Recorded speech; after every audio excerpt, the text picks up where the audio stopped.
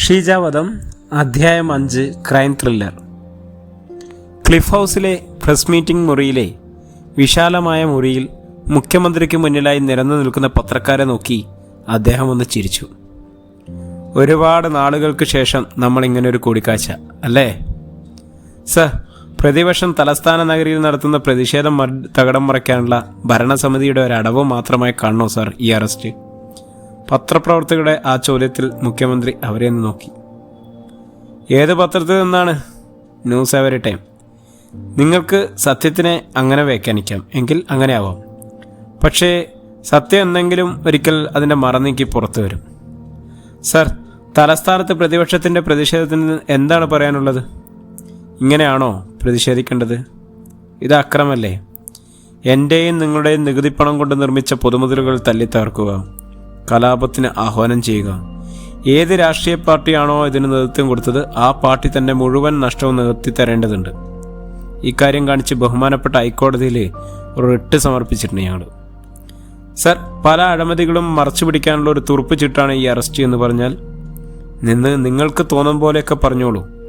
ഇനി ഞാൻ എന്തെങ്കിലും പറഞ്ഞു എന്ന് വിചാരിച്ച് നിങ്ങളുടെ സമാധാനം പോകണ്ട. നിങ്ങളുടെ പത്താധിപർ ഇപ്പോഴും ആ മാമച്ചൻ തന്നെയല്ലേ? അപ്പോഴും ആ കൂറ് അവിടെയൊക്കെ കാണും അല്ലേ? പത്രപ്രവർത്തകരുടെ ചൂടിയ മുഖത്ത് ഒരു ചമ്മിയെ ചിരി വിടണം. പാർട്ടി ഓഫീസിൽ ജോർജിൻ്റെ മുഖത്ത് ദേഷ്യം ഇരച്ചു കയറി. എടോ, ഇപ്പം എങ്ങനെ ഇരിക്കുന്നു? അയാളുടെ മുന്നിൽ ആരെയും ചെന്ന് ചാടുമോ? ഇനി അതിൻ്റെ കൂടി പഴി നമ്മുടെ നെഞ്ചത്ത് വരണം. SI സത്യൻ്റെ മനസ്സ് തീരെ ശാന്തമായിരുന്നില്ല. അയാൾ സിഗരറ്റ് വലിച്ച് ഊതിക്കൊണ്ടിരുന്നു. എന്താണ് സാർ ഇത്ര ടെൻഷൻ? കപ്പിലെ കാപ്പി ഊതി കുടിച്ചുകൊണ്ട് ഐശ്വര്യ ചോദിച്ചു. എടോ, തനിക്ക് തോന്നുന്നുണ്ടോ ഈ ബിലാലിന് ഈ കൊലപാതകത്തിൽ പങ്കുണ്ടെന്ന്? സർ, തെളിവുകൾ മുഴുവൻ അയാൾക്കെതിരല്ലേ? അതുതന്നെയല്ലേ നമുക്കും വേണ്ടത്. പക്ഷേ ഒരു പ്രശ്നമുണ്ട് അശ്വതി. ഈ ബിലാലിൻ്റെ കുടുംബത്തെ ഞാൻ കോണ്ടാക്ട് ചെയ്തിരുന്നു. അവൻ പറഞ്ഞ കാര്യങ്ങളിലെ ബിലാൽ തികച്ചും വ്യത്യസ്തനാണ്. സ്വപ്നങ്ങൾ കാണുന്ന ബിലാൽ, കുടുംബം നോക്കുന്ന ബിലാൽ. ഇവിടെ ഷീജ എന്ന ഒരു ചേച്ചിയെ കിട്ടിയിട്ടുണ്ട് എന്ന് പോലും അവൻ പറഞ്ഞിട്ടുണ്ട്. എങ്ങനെയാണ് ഷീജയുടെ രൂപം എന്ന് പോലും അവരോട് പറഞ്ഞു കൊടുത്തിരുന്നു. അങ്ങനെയുള്ള ഒരാൾക്ക് അവളെ ഇത്ര മൃഗീയമായിട്ട് കൊലപാതകം ചെയ്യാൻ കഴിയുമോ? സാർ, അയാൾക്കെതിരെ നമ്മൾ സമർപ്പിച്ച കുറ്റപത്രം സാക്ഷിയാക്കി അയാളുടെ വിചാരണ തുടങ്ങിയാണ്. അപ്പോൾ നമ്മൾ എന്താ ചെയ്യാം? അത് നടക്കട്ടെ ശരി. പക്ഷേ മറഞ്ഞിരിക്കുന്ന ചിരിക്കുന്ന കുറ്റവാളിയെ, യഥാർത്ഥ കുറ്റവാളിയെ നമ്മൾ പുറത്തു കൊണ്ടുവരണം. സാർ, എന്താണ് പറഞ്ഞു വരുന്നത്? നമ്മളൊരു യാത്രയ്ക്ക് തയ്യാറെടുക്കണം ഐശ്വര്യ. ബിലാൽ എന്ന മനുഷ്യനിലേക്കുള്ള യാത്ര. സാർ, നാളെ നമ്മൾ ബിലാലിനെ കോടതിയിൽ ഹാജരാക്കി ട്രയൽ ആരംഭിക്കും. അതതിൻ്റെ വഴിക്ക് നടക്കട്ടെ ഐശ്വര്യ. പക്ഷേ ബിലാലിനെ മറയാക്കി ഈ കൊലപാതകത്തിന് പിന്നിൽ ആരൊക്കെയുണ്ട് എന്നത് കണ്ടുപിടിക്കണം. ശരാശരി 65 കിലോ തൂക്കം വരുന്ന ആരോഗ്യവതിയായ ഒരു യുവതിയാണ് ഷീജ. ഷീജയെ വെറും 58 കിലോ തൂക്കം വരുന്ന ശരാശരി ആരോഗ്യമുള്ള ഒരാൾക്ക് കുറഞ്ഞ സമയത്തിനുള്ളിൽ കീഴ്പ്പെടുത്താൻ കഴിയുമെന്ന് തോന്നുന്നുണ്ടോ? സാർ, പറഞ്ഞു വരുന്നത് ഒരു സെൻട്രൽ ബോൺ ക്രിമിനൽ ഈ ക്രൈമിലുണ്ട് എന്നുള്ള. ഇതുവരെ ഉണ്ടായിരുന്ന കാഴ്ചപ്പാടുകൾ മുഴുവൻ മാറ്റിമറിച്ചുകൊണ്ട് മറയുകയായിരുന്നു. കൈവിലങ്ങൾ വെച്ച ബിലാൽ എന്ന് പറയുന്ന ചെറുപ്പക്കാരൻ പോലീസ് ജീപ്പിൽ നിന്നും ഇറങ്ങി മാധ്യമങ്ങളും സോഷ്യൽ മീഡിയയും അവതാരികമാരും ചോദ്യശരങ്ങളുമായി അവനെ പൊതിഞ്ഞു. ആരോടും ഒന്നും പറയാതെ തലതാഴ്ത്തി അവനങ്ങനെ നടന്നു. കേസ് നമ്പർ 36/40 ഷീജ കൊലക്കേസ്. ശ്രീജയ്ക്ക് വേണ്ടി പബ്ലിക് പ്രോസിക്യൂട്ടർ ഹാജരായിരുന്നു. ആരാണ് ബിലാലിന് വേണ്ടി? ജഡ്ജി കോടതി മുറിയിൽ ചോദിച്ചുവെങ്കിലും മറുപടി ഉണ്ടായിരുന്നില്ല. ഭായ്, ആപ്കാ കുച്ച് ഹാത്മി ഹേ? ജഡ്ജിയുടെ ചോദ്യത്തിന് മുന്നിൽ പതറാതെ അവൻ അയാളെ നോക്കി കണ്ണുകൾ നിറച്ചു ഇല്ല എന്ന് തലയാട്ടി. ആപ്കോ ചാഹിയേ തോ അറേഞ്ച് കരേഗ, ആപ്കോ ചാൻസ് ഹേ. അവൻ മറുപടിയൊന്നും പറയാതെ തലകുനിച്ചു നിന്നു. ആരും രക്ഷിക്കാനില്ലാതെ അകപ്പെട്ടുപോയ ഒരു പാവം മനുഷ്യൻ്റെ നിസ്സഹായത. ബഹുമാനപ്പെട്ട കോടതി ബാക്കി തുടരന്വേഷണത്തിനും തെളിവുകൾ സ്വീകരിക്കുന്നതിനും വേണ്ടി പ്രതിയെന്ന് സംശയിക്കുന്ന ബിലാലിനെ 15 ദിവസത്തേക്ക് കസ്റ്റഡിയിൽ വിട്ടുതരണമെന്ന് വിനീതമായി അപേക്ഷിക്കുന്നു. പ്രോസിക്യൂട്ടറുടെ വാദം ശരിവെച്ച് ബിലാലിനെ വീണ്ടും പോലീസ് കസ്റ്റഡിയിൽ വിട്ടുകൊണ്ട് കോടതി ഉത്തരവായി. കോടതിയിൽ നിന്നും കയ്യാമം വെച്ച് പുറത്തേക്ക് വരുന്ന ബിലാൽ സത്യൻ്റെ മുഖത്തേക്ക് ഒന്ന് നോക്കി. മേരെ കെ ലിയെ കോയി നഹീ ഹൈ, കോയി ആയേഗാ നഹീ സർ, ലേക്കിൻ ആപ്കോ മാലൂം ഹൈ നാ मैं क्या किया? സത്യൻ അവൻ്റെ തോളിൽ തട്ടി. പോലീസ് ജീപ്പിലേക്ക് കയറ്റുമ്പോൾ അവൻ്റെ ചെവിയോട് ചേർന്ന് സത്യൻ എന്തോന്ന് മന്ത്രിച്ചു. ബിലാൽ അത്ഭുതത്തോടെ സത്യനെ ഒന്ന് നോക്കി. അവൻ്റെ കണ്ണുകൾ നിറഞ്ഞിരുന്നു. വിചാരണ പൂർത്തിയായിട്ടില്ലാത്തതുകൊണ്ട് തന്നെ ബിലാലിനെ ജയിൽ ജോലിക്കൊന്നും ഇല്ലായിരുന്നു. വെറുതെ ഓരോന്ന് ചിന്തിച്ചിരിക്കുകയും ഇടയ്ക്കിടയ്ക്ക് പൊട്ടിച്ചിരിക്കുകയും ചെയ്യും. ചിലപ്പോഴൊക്കെ ഭ്രാന്തനെ പോലെ അങ്ങോട്ടും ഇങ്ങോട്ടും നടക്കും.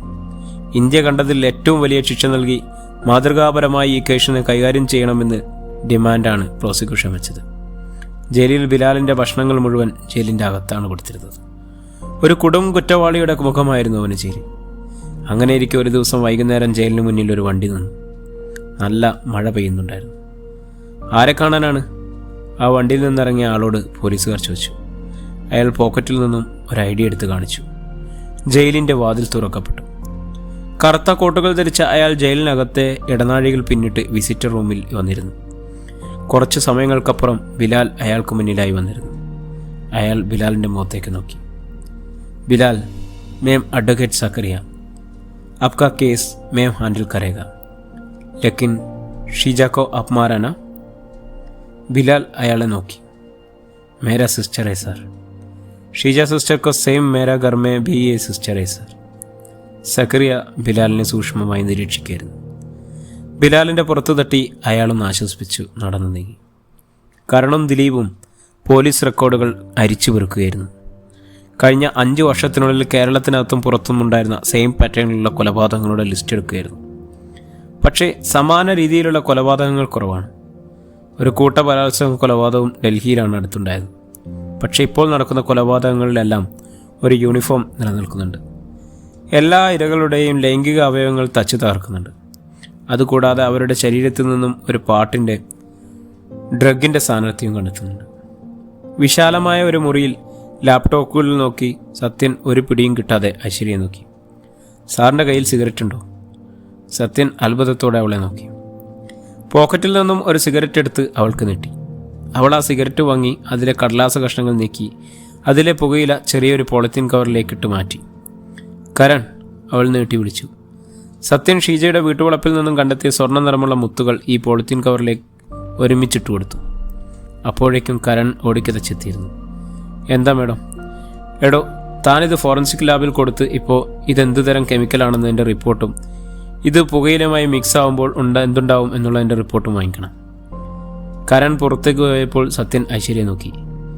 ഈ കൊലപാതകവും പുകയിലും തമ്മിലുള്ള ബന്ധം?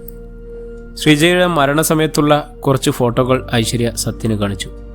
ലാപ്ടോപ്പിലെ ആ ഫോട്ടോ സൂം ചെയ്തപ്പോൾ അവളുടെ തലഭാഗത്തായി കുറച്ച് പുകയിലകൾ കിടക്കുന്നത് കാണാം. മറ്റാരും സൂക്ഷ്മമായി നിരീക്ഷിക്കാത്ത ഒരു കാര്യം അതെങ്ങനെ വന്നു എന്നുള്ളത് സംശയമാണ്. എടോ, ഇതിൽ താനെന്താ ഉദ്ദേശിക്കുന്നത്? ഒന്നുകിൽ മരിച്ച ഷീജ ഈ ലഹരി പദാർത്ഥങ്ങൾ ഉപയോഗിക്കുന്ന ഒരാളായിരിക്കണം. കൊലപാതകി ഇത് ഉപയോഗിക്കുന്നതായിരിക്കും. ഏതൊരു കൊലപാതകത്തിനും വളരെ നേർത്തതാണെങ്കിൽ പോലും എന്തെങ്കിലും തെളിവുകൾ ഉണ്ടാവുന്നില്ല സാർ പറഞ്ഞതുപോലെ മാനന്തവാടിയിലെ ട്രാൻസ്ജെൻഡറിൻ്റെ കൊലപാതകവും ഇതുമായി ബന്ധമുണ്ട്. മാത്രമല്ല, കോന്നിയിൽ നിന്നും കാണാതായ 3 പെൺകുട്ടികളുടെ മരണവുമായി ബന്ധപ്പെട്ടാണ് ഞാനിക്ക് ആദ്യമായി ഈ ടൗണിലെത്തുന്നത്. ഈ കേസ് വഴി അതിലേക്കുള്ള തെളിവ് കൂടിയാണ് എത്തുന്നത്. ഐശ്വര്യ, താൻ എന്തൊക്കെയാണ് പറഞ്ഞിരുന്നതെന്നറിയാമോ? കൊല്ലപ്പെട്ടവർ എല്ലാം പെൺകുട്ടികളാണ് സാർ, ആ ട്രാൻസ്ജെൻഡർ ഒഴികെ. ഇവരെ 5 വരെയും കണക്ട് ചെയ്യുന്ന ഒരു കോമൺ ഫാക്ടറുണ്ട്. അതാണ് നമ്മൾ കണ്ടുപിടിക്കേണ്ടത്. എടോ, 5 പേരെയും കണക്ട് ചെയ്യുന്ന എന്ത് ഫാക്ടർ? സാർ, ഈ പെൺകുട്ടികളുടെ മരണവുമായി ബന്ധപ്പെട്ട് അന്വേഷിച്ചപ്പോൾ കിട്ടിയത് ഒരു ഇടത്തരം കുടുംബങ്ങളാണ്, അന്നന്ന് പണിയെടുത്ത് നിലനിന്ന് പോകുന്നവർ. പക്ഷേ ഈ പെൺകുട്ടികളെ പലതരത്തിലും പീഡിപ്പിച്ചിരുന്നതായി പോസ്റ്റ്മോർട്ടം റിപ്പോർട്ടിൽ പറയുന്നുണ്ട്. ഒരേ ക്ലാസ്സിൽ പഠിക്കുന്ന ഒരേ സ്വഭാവ രീതികളുള്ള പെൺകുട്ടികളാണ് ഇവർ ടാർഗറ്റ് ചെയ്തിരുന്നത്. അവരുടെ ശരീരത്തിൽ നിന്നും ഈ പാർട്ടി ഡ്രഗിൻ്റെ സാമ്പിൾസ് കണ്ടെത്തിയിട്ടുമുണ്ട്. എടോ, ഇപ്പോൾ ബിലാലിൻ്റെ നിരപരാധിത്വം നമുക്കറിയാവുന്നതാണ്. നാളെ മുതൽ അവൻ്റെ ട്രയൽ ആരംഭിക്കും. ഇനി നീക്കങ്ങൾ വേഗത്തിലാവണം. അതെ, അഡ്വക്കേറ്റ് സക്കറിയ ജയിലിൽ ബിലാലിനെ കാണാൻ ചെന്നിരുന്നു. എന്താണ് അദ്ദേഹത്തിൻ്റെ തയ്യാറെടുപ്പ് എന്നറിയില്ല. ഞാൻ ഈ കാര്യം അദ്ദേഹവുമായി സംസാരിച്ചിരുന്നു സുശ്രീയ. അതുകൊണ്ട് തന്നെയാണ് അദ്ദേഹം അവനെ കാണാൻ വന്നിരിക്കുന്നത്. സത്യൻ ഫോൺ ബെല്ലടിച്ചു. വീഡിയോ കോൾ എടുത്തു. മോനാണ്. ഫോൺ എടുത്തപ്പോൾ പരാതിയുടെ ഒരു കെട്ടുകൾ. രാഗിയെക്കുറിച്ചാണ് പരാതികൾ അറിയും.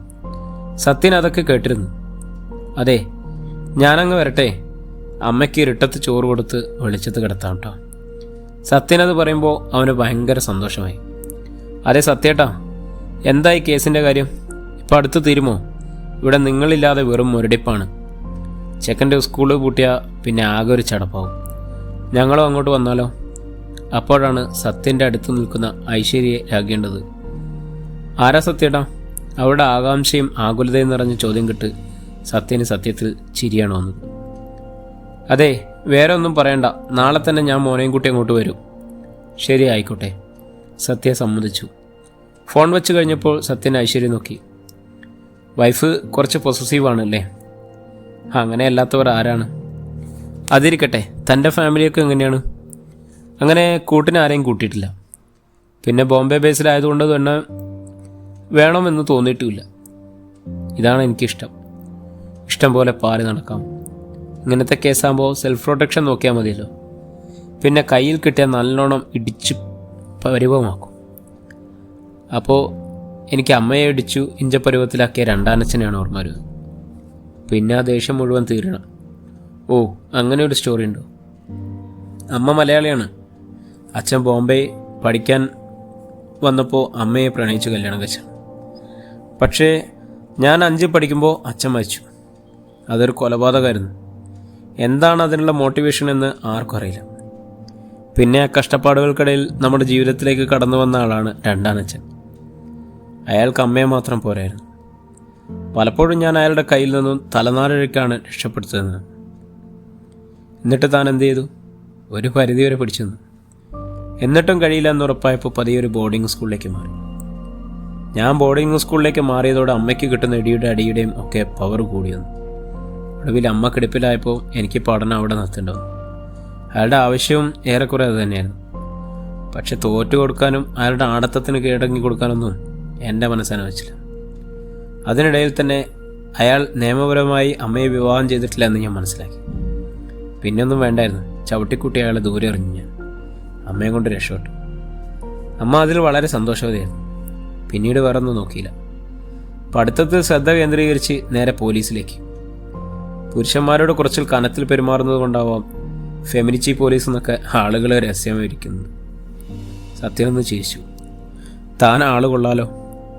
പിന്നെ എപ്പോഴും ഇങ്ങനെ ഒറ്റത്തടിയായി നിന്നാൽ മതിയോ?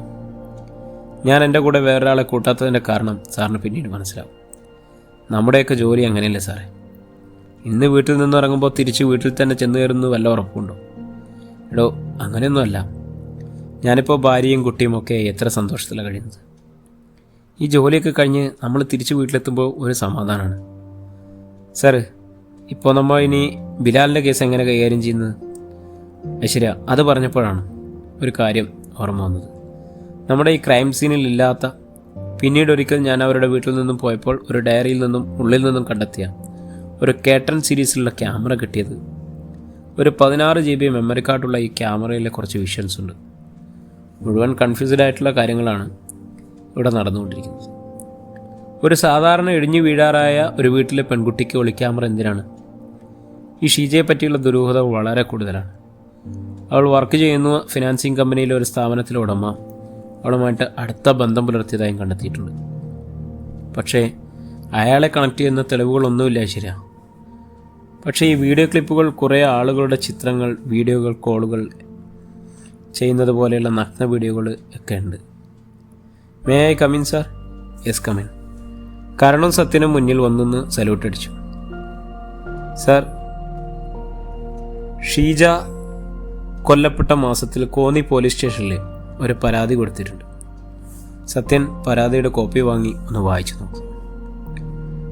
ഐശ്വര്യയ്ക്ക് കൊടുത്തു. ഫേസ്ബുക്കിലുള്ള ഏതോ ഗ്രൂപ്പിൽ അറിയാതെ ചേർക്കപ്പെട്ടിട്ടുണ്ടെന്നും തമിഴ്നാട്, കർണാടക തുടങ്ങിയ അന്യസംസ്ഥാനങ്ങളിലെ ഒരുപാട് ആളുകൾ ഷീജയെ ഫേസ്ബുക്കിൽ ഫോളോ ചെയ്യുന്നുണ്ട് എന്നും നഗ്ന വീഡിയോകളും ഫോട്ടോകളും അയച്ചു ശല്യപ്പെടുത്തുന്നെന്നും ഇതിലൊരു പരിഹാരം വേണമെന്നും ആവശ്യപ്പെട്ടുകൊണ്ടാണ് പരാതി. ഐശ്വര്യയും സത്യനും മുഖത്തോട് മുഖം നോക്കി. പ്രിയപ്പെട്ടവരെ, ഈ അധ്യായം ഇവിടെ തുടരുകയാണ്. നമ്മുടെ സ്റ്റോറിയുടെ അടുത്ത അധ്യായം കേൾക്കുന്നതിന് വേണ്ടി നമ്മുടെ ചാനലൊന്ന് സബ്സ്ക്രൈബ് ചെയ്യുക, ബെല്ലൈക്കൺ അമർത്തുക, കൂടെ കൊടുക്കുക. വീണ്ടും കാണും വരേക്കും എല്ലാവർക്കും നന്ദി, നമസ്കാരം.